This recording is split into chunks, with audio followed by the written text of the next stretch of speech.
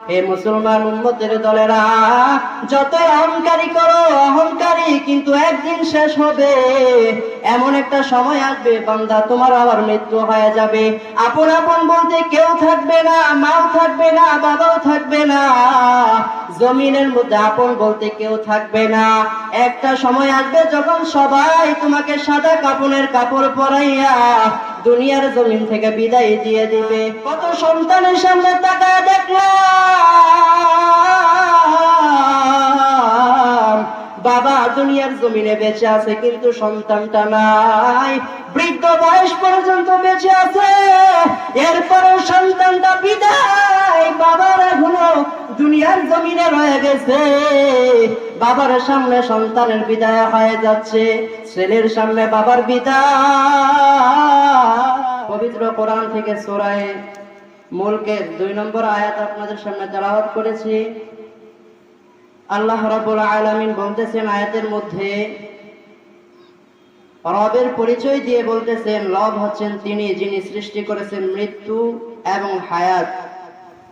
দ্বিতীয় অংশে বলতেছেন মানুষকে দুনিয়াতে পাঠিয়েছেন কি কারণে, সেই কারণটা উল্লেখ করলেন, আইয়ুকুম আহসানু আমালা। আল্লাহ বলেন হে মানুষ তোমাদেরকে দুনিয়াতে পাঠিয়েছি আমলের পরীক্ষার জন্য। এই বেঈমান সাদ্দাত আল্লাহ রাব্বুল আলামিনের দয়ার সামনে ক্ষমতার সামনে গিয়ে ক্ষমতা দেখাইতে শুরু করে দিল। সাদ্দাত বলে আমি আল্লাহর জান্নাতে যাব না, আমারই তো ক্ষমতা অনেক বেশি, এত পরিমাণ ক্ষমতায় আমার, এই ক্ষমতার বাহাদুরে আমি একটি জান্নাত তৈরি করে ফেলবো, ওই রবের জান্নাতে যাব না। যেই কথা সেই একই কাজ। সাদ্দাত রওনা হয়ে গেল টাকা পয়সা আর ক্ষমতার বাহাদুরে, এখন এক জান্নাত তৈরি করবে। তার ছেলেপেলে সেন্ডার যারা ছিল এদেরকে আদেশ দিয়ে দিল, আমার টাকা পয়সা আর ক্ষমতার বাহাদুরে তোমরা যত টাকা লাগে যত পয়সা লাগে সব দিয়ে ব্যবস্থা করো। সাদ্দাতের আকাঙ্ক্ষিত জান্নাত তৈরি করার জন্য রওনা হয়ে গেল। দুনিয়ার জমিনের যত বড় বড় সুন্দরী সুন্দরী রমণী ছিল সব রমণীগুলোকে জান্নাতের মালা বানাইয়া দিল। আর এই সাদ্দাত আল্লাহর জান্নাতে যাবে না, এই জন্যে এই জান্নাত তৈরি করা শুরু করে দিল। দয়াময় রব্বুল আলামিন বলে সাদ্দাত, শুধু সাদ্দাতকেই ঘোষণা করে বলে নাই, আল্লাহ রব্বুল আলামিন বলে যারা আমার ক্ষমতার উপর দিয়া ক্ষমতা চালাইবা, যারা আমার ক্ষমতার উপর দিয়া ক্ষমতা চালাইবা, তোমাদেরকে ধ্বংস করতে আমার একটা মিনিট সময়ের কোনো প্রয়োজন হবে না। আল্লাহ রাব্বুল আলামিনের ক্ষমতার উপরে যারা ক্ষমতা চালাইতে চায়, পৃথিবীর ইতিহাসে অনেক টাকা দেখলাম, এখনো পর্যন্ত টাকা দেখতেছি, আল্লাহর ক্ষমতার উপর দিয়ে যারা ক্ষমতা চালাইতে চায় এদের ক্ষমতা বেশি দিন পর্যন্ত টিকে থাকে না। যতই হারাম খাও না কেন রে মুসলমান, যতই মানুষকে হত্যা করে, মানুষকে এইভাবে সেইভাবে ধোঁকা পাড়াইয়া ধোঁকা দিয়া মানুষের থেকে রিজিকগুলো ছিনিয়ে নিতে চাও, ওই রিজিক নিয়ে বেশি দিন পর্যন্ত টিকে থাকতে পারবা না। রব্বুল আলামিন যারা হালাল পন্থায় রুজি রোজগার করে চলে, এদেরকে আল্লাহ রব্বুল আলামিন ভালো স্থানে রেখে দেয়, অথচ জুলুম অত্যাচার করে ক্ষমতার বাহাদুরি করে অন্যদের থেকে এগুলোকে ছিনিয়ে নেয়, এদেরকে আল্লাহ রাব্বুল আলামিন কোনো না কোনো সময় এগুলো ধ্বংস করে তাকে কঠিন আযাবে গ্রেফতার করে। ওই বেঈমান সাদ্দাত রব্বুল আলামিনের সাথে দৃষ্টতা দেখাইয়া বলতেছে, হে রব, আমি আপনার জান্নাতে যাব না, না যাইয়া আমি আপনার জান্নাতে যেতে চাই না, বরং আমার টাকা পয়সা এতটাই বেশি, আমার এই টাকা দিয়ে আমি এখন একটা জান্নাত তৈরি করে ফেলবো। এই সাদ্দাত এখন রওনা হয়ে গেছে ওই সাদের জান্নাতের এত সুন্দর জান্নাত, এই জান্নাত দেখার জন্য যখন রওনা হয়ে গেলেন, পেছন থেকে এক বৃদ্ধ লোক এসে গেলেন আর আসিয়া বলতেছেন, রে সাদ্দাত, আমি এক বৃদ্ধ লোক, কিছু কথা শুনে যাও। ক্ষমতা আর অহংকারে মানুষ যখন বেশি ক্ষমতাওয়ালা হয়, টাকা পয়সা আর অহংকার যখন মানুষ দেখে ফেলে, ওই সময় কাউকে তারা গুনতে চায় না। ঠিক সাদ্দাতের টাকা পয়সা এত বেশি, এত পরিমাণ বেশি ছিল। এই সাদ্দাত এখন বলতেছে, হে বৃদ্ধ লোক, আমার তোমার কথা শোনার মতো সময় নাই, তোমার কথা শোনার মতো সময় নাই, যাও যাও, এখন থেকে ভেগে যাও। সাদ্দাত রওনা হয়ে গেলেন জান্নাত দেখার জন্য।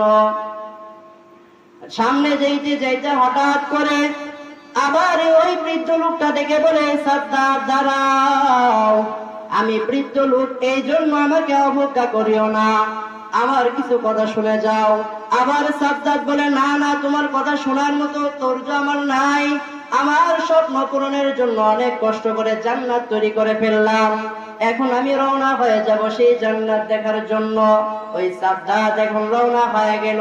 যাইতে যাইতে যখন ওই তার আকাঙ্ক্ষিত জান্নাত দেখার জন্য রওনা হয়ে যাওয়ার পর ওই আকাঙ্ক্ষিত জান্নাতের গেইটে গিয়ে চলে গেলেন, ওই সময় একটা পা ইতিহাস তাকা দেখলাম, ওই বেঈমান সাদ্দাত একটা পা ওই জান্নাতের গেইটে দিয়েছেন, আর একটা পা ওই জমিনের মধ্যে ছিল। এমন মুহূর্তে ওই বৃদ্ধ লোক ডেকে বলে, এই সাদ্দাত, দাঁড়াও দাঁড়াও, আর সামন দিকে আগায়ও না, আমি বৃদ্ধ লোকের পরিচয় নেই, এত ক্ষমতা দেখাইয়া কোনো লাভ নাই, টাকা পয়সার কারণেই তো এত ক্ষমতা দিয়ে আমি বৃদ্ধ লোকের কথা শুনো নাই, আমার পরিচয় নেওয়ার পরিচয় নেওয়ার আগে একটা পা ওই তোমার জান্নাতের গেছে দিও না। ওই সাদ্দাতকে ডেকে বলে, রে সাদ্দাত, আমি কে তোমার পরিচয় জানার আগে একটা পা এখান থেকে দিতে পারবে না সামন দিকে। বৃদ্ধ ডেকে বলে, রে সাদ্দাত, এতটা বাহাদুরি কেন দেখাইলা? আমি তো সেই আজরাইল, মালাকুল মউত আজরাইল আলাইহিস সালাম। সাদ্দাত বুকের ভেতরে থরথর লাগাইয়া বলে, রে আজরাইল, এত সাদের জান্নাত বানাইলাম, এত লক্ষ কোটি টাকা খরচ করে জান্নাত বানাইলাম, অল্প সময় আমাকে দাও, আমার জান্নাতটা আমি দেখে দেখে দেখে দেখে স্বাদ গ্রহণ করে নেই। আজরাইল আলাইহিস সালাম বলে, রে সাদ্দাত, এত ক্ষমতা, এত বাহাদুরি কেমনে করলি? এখন যদি আমি আজরাইলের সামনে পারো তাহলে দেখাইয়া দাও, জান্নাতের গেটে তুমি চলে যাও, জান্নাতের ভিতরে যদি পারো তাহলে ঢুকে দেখাও। আপনারা এখন একটু আওয়াজ দিয়ে বলেন, আজরাইলের সামনে একটা মিনিট সময় কি সেই সাদ্দাত পাবে? সাদ্দাতের ক্ষমতা নাই, টাকাওয়ালা বেঈমান, যতই টাকার গরম দেখাও না কেন রে মুসলমান, আল্লাহর ক্ষমতার সামনে কারো ক্ষমতা চলবে না, আল্লাহর ক্ষমতার সামনে কারো ক্ষমতা চলবে না।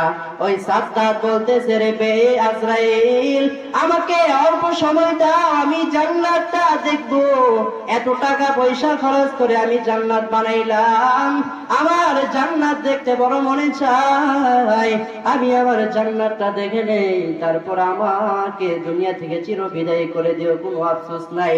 আজরাইল আলাইহিস সালাম বলতেছো, এত এত ক্ষমতার বাহাদুরি দেখাইলা কোনো ফায়দা হবে না। আল্লাহ রাব্বুল আলামিন বলে, সাদ্দাত, একটু সময় আর পাবি না। আজরাইলকে বলে, রে আজরাইল, এই মুহূর্তে এর জানটা কবজ করে দাও। অল্প সময় চাওয়ার পরেও কিন্তু সময়টা পায় নাই, এত লক্ষ কোটি খরচ করিয়া জান্নাত তৈরি করে ফেললো, এরপরও কিন্তু জান্নাত তৈরি করার পরেও জান্নাতটা দেখতে পারলো না। আল্লাহ রাব্বুল আলামিন বলে, এ দুনিয়ার মানুষ, এ শুনে নাও, যত টাকা পয়সার মালিক হও না কেন, যত ধনবলের মালিক হও না কেন, আজকে আলেম ওলামারে ডাকে, হে মুসলমান, আসো আসো আসো না কেন, টাকা পয়সা যতই থাকুক না কেন, তোমরা নামাজের দিকে আগায় যাও। হে মুসলমান উম্মতের দলেরা, যতই অহংকারী করো অহংকারী, কিন্তু একদিন শেষ হবে। এমন একটা সময় আসবে বান্দা, তোমার আবার মৃত্যু হয়ে যাবে, আপন আপন বলতে কেউ থাকবে না, মাও থাকবে না, বাবাও থাকবে না, জমিনের মধ্যে আপন বলতে কেউ থাকবে না। একটা সময় আসবে যখন সবাই তোমাকে সাদা কাপড়ের কাপড় পরাইয়া দুনিয়ার জমিন থেকে বিদায় দিয়ে দিবে। আল্লাহ রাব্বুল আলামিন বলেন, এ মানুষেরা শুনে নাও, সময় থাকাকালীন দুনিয়ার জমিনে থাকতে পারবা না বেশি সময়। সময়টা আসার পূর্বে, মৃত্যু ডাক আসার পূর্বে সামনা গুছাইয়া নাও, সামনা গোছাইয়া নাও। ওই মৃত্যুর ডাক যখন আসবে, এই ডাক থেকে তোমাকে মাও ঠেকাইতে পারবে না, বাবাও ঠেকাইতে পারবে না। কত সন্তানের সামনে তাকায় দেখলাম, বাবা দুনিয়ার জমিনে বেঁচে আছে কিন্তু সন্তানটা নাই, বৃদ্ধ বয়স পর্যন্ত বেঁচে আছে, এরপরও সন্তানটা বিদায়, বাবার এখনো দুনিয়ার জমিনে রয়ে গেছে। বাবার সামনে সন্তানের বিদায় হয়ে যাচ্ছে, ছেলের সামনে বাবার বিদায়। অতএব সময় থাকতে সময়ের পূর্বে নিজেকে গোছাইয়া নাও। এর পয়গম্বর নবীর আশিক, দুনিয়ার জমিনের মধ্যে বাহাদুরি করার জন্য আল্লাহ রাব্বুল আলামিন পাঠান নাই। দুনিয়ার জমিনের সময় শেষ হওয়ার পূর্বে আখিরাতকে কাজে লাগাইয়া আখিরাতের জিন্দেগি সুন্দর করে নাও।